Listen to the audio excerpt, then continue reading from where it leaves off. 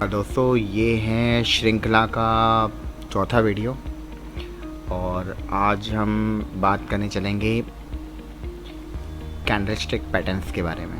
बहुत इम्पोर्टेंट होता है। मैं आपको एक एग्जांपल से समझाना चाहता हूँ कि कैंडल पैटर्न्स बनता कैसे है, रिवर्सिबल क्या होता है और ऑपरेटर आपको कैसे ट्रैप करता है।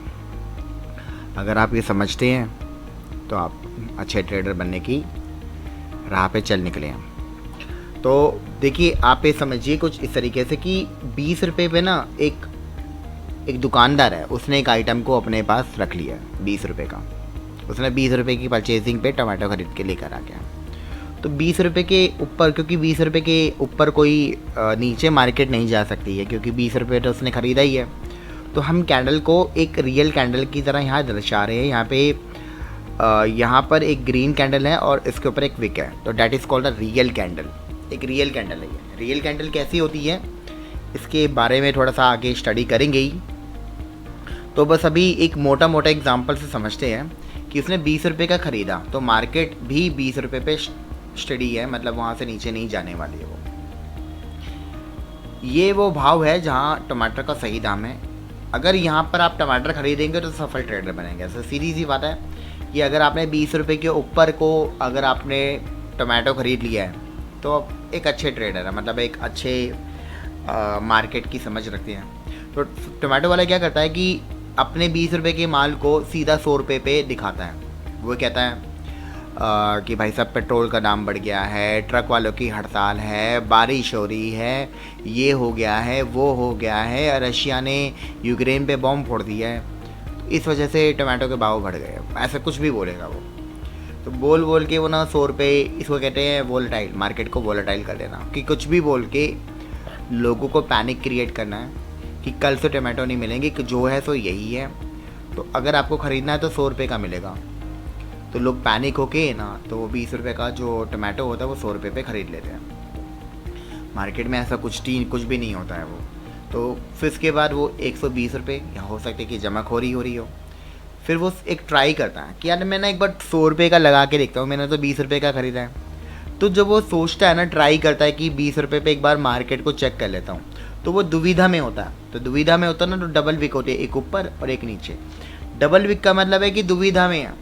दुविधा का मतलब है कि अगर प्राइस वो नहीं मिला तो उसे प्राइस वो मेरे नीचे भी करूँगा मैं, वो ये सोच के बैठा हुआ है। तो दुविधा ये होती है कि या तो प्राइस बढ़ेगा यहाँ से, या तो प्राइस यहाँ से घटेगा। तो जब वो चेक करता है कि 100 रुपये का जो माल है वो आसानी से बिक गया, तो वो अपना दिमाग लगाता है। वो सोचता है यार अब ना मैं कल जाके 120 रुपये पे बेचने की कोशिश करूँगा। तो उसने 120 रुपये पे बेचने की कोशिश करी और उसके बाद उसने क्या किया, उसने माल को 130 रुपये पे बेचने की भी कोशिश करी, वहाँ पे भी माल बिक गया। अब उसके दिमाग में आई एक खुराफाती कि एक बार 150 रुपये लगा के देखता हूँ। तो जैसे ही उसने 150 रुपये लगाया ना, तो मार्केट में रिजेक्शन मिल गया, मतलब कोई भी ख़रीदार नहीं आया। जब ख़रीदार नहीं आया तो उसने सोचा कि अब भाव जो है ना वो 130 का दोबारा लगाता हूँ। तो कुछ लोगों ने देखा, ये वाले लोगों ने देखा यार मैंने तो सही दाम पे ख़रीद लिया था, मेरे को तो 100 रुपये का मिल गया टमाटो, और अभी लोग 130 रुपये का ख़रीद रहे हैं। तो कुछ लोगों को लगा कि माल जो है वो 150 से घट के आ रहा है, क्योंकि अब 150 रुपये हो गया था।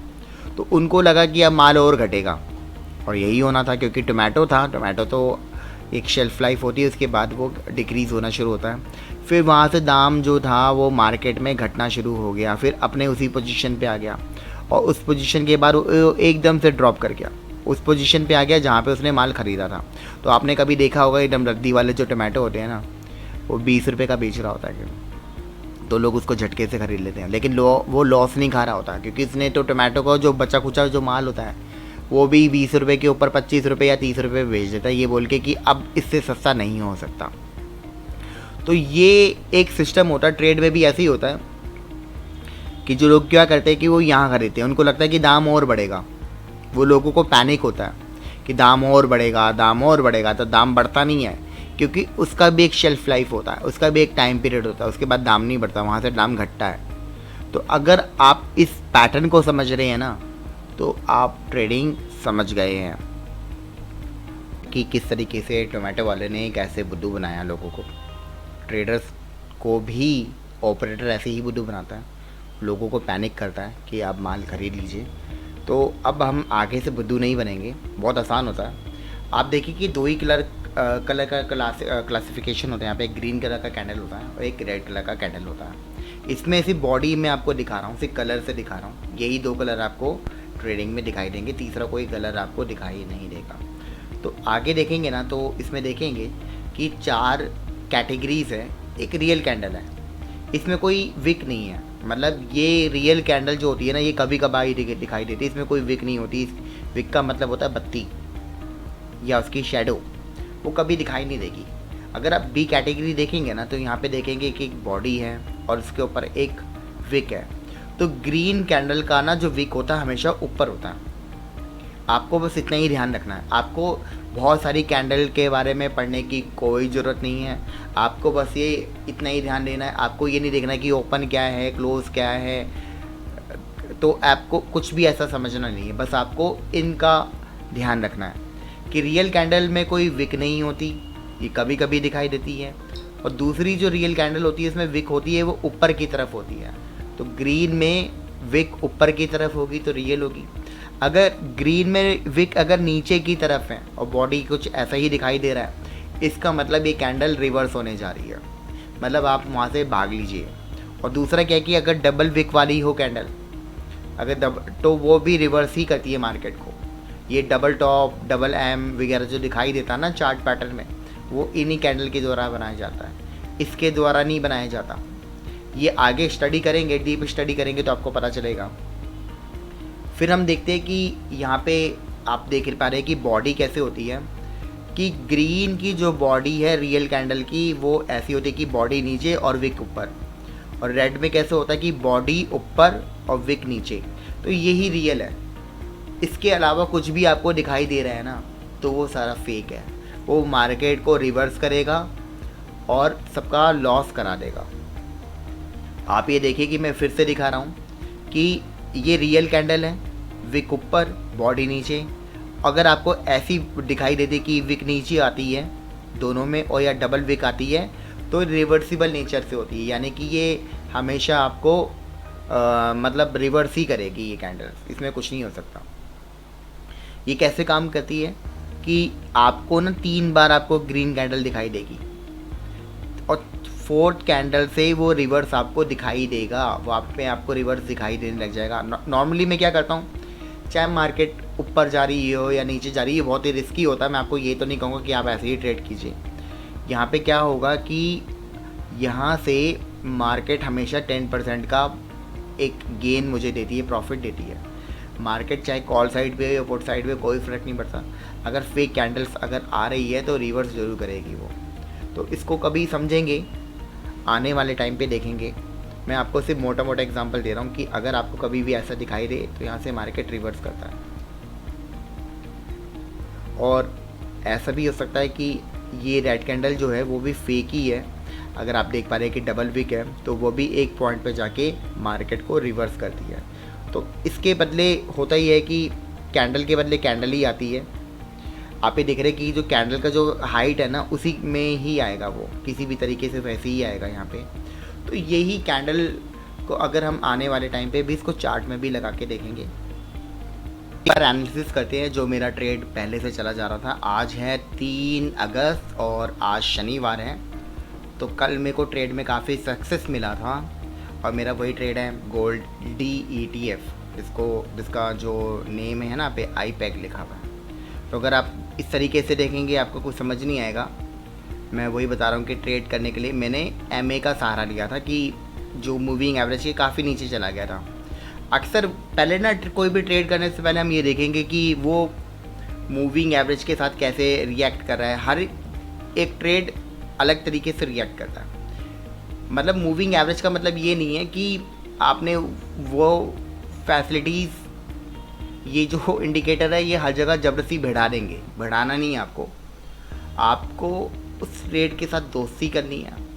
उसको देखना है कि ये मूविंग एवरेज के साथ कैसे रिएक्ट करता है, कितने रुपए ऊपर बढ़ता है, कितने रुपए नीचे गिरता है, ये आपके पास इसकी जानकारी होनी चाहिए। तो ये बैक टेस्टिंग कर करके आप प्रीवियस देख के आप अपने एक ट्रेड का सेटअप बना सकते हैं। तो ये मुझे तो पता है कि यहाँ पे क्योंकि मेरी अच्छी खासी दोस्ती है, तो मैं ये देखता हूँ कि मूविंग एवरेज ही काफ़ी नीचे चला गया था। और जो इसका जो टारगेट है, जब हम इसका टारगेट सेट करने के लिए हम क्या करते हैं, इसका प्राइस जो होता है इसको खोल लेते हैं। यहाँ स्टाइल में जाएंगे, प्राइस लाइन खोलेंगे, तो अब यहाँ पे प्राइस आने लग गया। यहाँ पे आप देखेंगे ना प्राइस आ रहा है। तो मैंने 200 इसको 60 रुपीज़ के आसपास इसको परचेज़ किया हुआ है। इसका जो टारगेट है ना, मूविंग एवरेज को छूने का टारगेट है 62.55।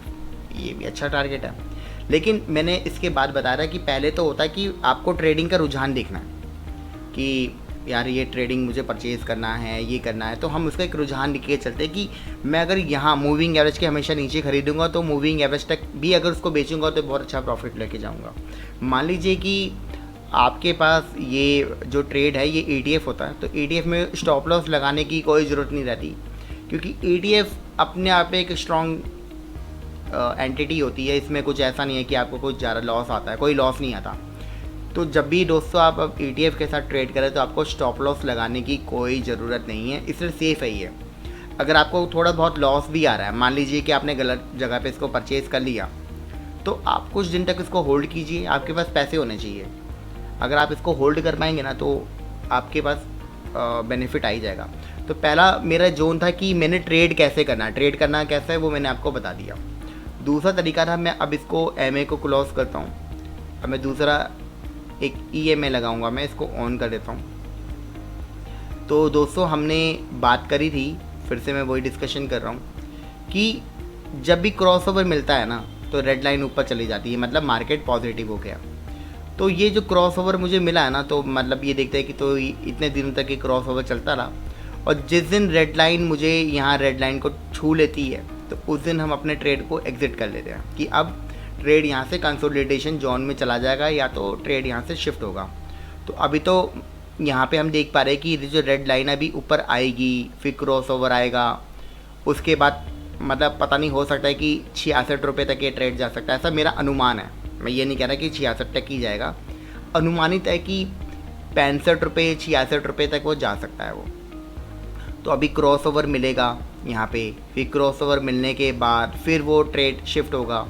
अगर हमें क्रॉसओवर की जानकारी चाहिए तो हम देख सकते हैं कि अगर छोटे छोटे पैरामीटर को देखते हैं कि 1 घंटे में क्या हो रहा है। तो 1 घंटे में दोस्तों यहाँ पे क्या हुआ, 1 घंटे में जब हम इसको टाइम फ्रेम को चेंज किया तो ये क्रॉसओवर 1 तारीख को 10:30 बजे मिल गया था। अभी ये जो 1 घंटे का जो क्रॉसओवर है ना दोस्तों, ये कन्वर्ट होगा आपका आने वाले कुछ दिनों में। ये कई ट्रेडिंग सेशन में ये कन्वर्जन आपका बदल जाएगा और 1 दिन में कन्वर्ट हो जाएगा, तब जाके आपको प्रॉफिट आने शुरू हो जाएंगे। तो जैसे ही 1 घंटे के बाद हुआ ना, तो ये कल मार्केट ने अपना गियर बदला और बहुत तेज़ी से 50 पैसे इसने बना दिए। तो दोस्तों ये फ़ायदा होता है कि हमने MA का कैसे यूज़ कर रहे हैं, EMA का कैसे यूज़ कर रहे हैं। जब आप इसको धीरे धीरे अप्लाई करना सीखेंगे ट्रेडिंग में, तभी आपको बेनिफिट यहाँ पे आपको मिलना शुरू होगा। एनालिसिस करते हैं दोबारा किसी एक नए ट्रेड के साथ। तो मैंने यहाँ पे IEX खोल लिया है, क्योंकि मैंने देखा कि IEX और नौकरी काफ़ी ज़्यादा चार्ट में ऊपर थे कल, यानी कि 2 तारीख को। तो इसको एनालिसिस करते हैं, फिर बाद नौकरी का भी करेंगे। तो दोस्तों सबसे पहले मैंने 1 दिन का चार्ट ओपन कर लिया है। क्या आप, मैंने यहाँ पे MA को ही ओपन किया है और MA के साथ देख रहे हैं, तो क्या आप यहाँ पे इसको परचेज़ करेंगे? आप बताइए और कमेंट्स में बताइए कि क्या आप इसको सच में परचेज़ करेंगे। MA के काफ़ी ऊपर चल रहा है, तो लोग क्या करते हैं, वो यहाँ ख़रीदते हैं यहाँ, तो उनको लगता है कि यहाँ से मार्केट और बढ़ेगी। जी नहीं, अभी मार्केट का कोई बढ़ने का कोई ख़ास इंडिकेटर यहाँ पे मौजूद नहीं आ रहा, क्योंकि वो मूविंग एवरेज के साथ साथ ही चलता है। तो अगर मुझे लगता है कि मुझे IEX को ख़रीदना चाहिए, तो जी बिल्कुल, मैं बिल्कुल भी नहीं खरीदूँगा कि यहाँ पे मूविंग एवरेज के बहुत ऊपर चल रहा है। अगर मुझे ख़रीदना है ना, तो मैं यहाँ ख़रीदूँगा इस पोजीशन पे, मूविंग एवरेज के नीचे। बिल्कुल सही। तो आपको धीरे धीरे अब पता चल पा रहा है कि किसी एक जगह पे पोजीशन बनाने के लिए आपके पास कौन सी सही जानकारी होनी चाहिए। अगर आप बिल्कुल परफेक्टली बनाना चाहते हो तो आप 1 घंटे के चार्ट पे या 5 या 15 मिनट के चार्ट पे भी जाके इसको देख सकते हैं, लेकिन 1 दिन के चार्ट को ही बेंचमार्क में आप लेके चलेंगे। दूसरा हम देखते हैं EMA के साथ देखते हैं। तो EMA के साथ अभी अभी रिसेंटली एक क्रॉसओवर आया, ये आप ये देख पा रहे हैं। तो अब मान लीजिए कि इस रेड लाइन पे अगर एक रेड आ गया कैंडल, जैसे कि हमने यहाँ देखा था कि यहाँ पे एक रेड कैंडल आ गया था, उसके बाद वो ड्रॉप कर गया था और उसके बाद क्रॉसओवर इसका बंद हो गया था। ये तो एक, अगर आप यहाँ पे देख के अनुमानित हो रहे तो ये तो एक इवेंटेड डे था, मतलब यहाँ पे इलेक्शन का जो रिज़ल्ट आया था, तो इसको बिल्कुल ही आप अवॉइड कर दीजिए, इसको तो कोई मतलब ही नहीं बनता। फिर जैसे एक रेड लाइन ने इस रेड को छुआ तो क्रॉसओवर हो गया, शिफ्ट हो गया, उसके बाद वो दोबारा से क्रॉसओवर आया। तो हमेशा क्या करना है कि आपको ऐसी पोजीशन पे ही मार्केट में घुसना चाहिए, तो आपको बेनिफिट होगा। अगर आप मान लीजिए कि आप यहाँ पे 160 के आसपास इसमें जाते तो भी आपको बेनिफिट में कम से कम 197 रुपये मिल जाते। लेकिन अब यहाँ पे अगर हम एंट्री बनाएंगे तो मैं इस एंट्री के लिए बिल्कुल भी फेवर नहीं कर रहा हूँ। तो MA और EMA का आप धीरे धीरे जब यूज़ करना सीखेंगे, जब इसको चार्ट पे अप्लाई करना सीखेंगे, तो आपको पता चलेगा कि ये कितना ज़्यादा जादुई एक इंडिकेटर है। ये सारी चीज़ें बता देता है ये। अब देखते हैं नौकरी, क्योंकि हमने देखा कि यह नौकरी भी खुला हुआ था, नौकरी ऊपर ही था। तो आप ये मुझे बताइए कि आप इसको परचेज़ करेंगे कि नहीं करेंगे।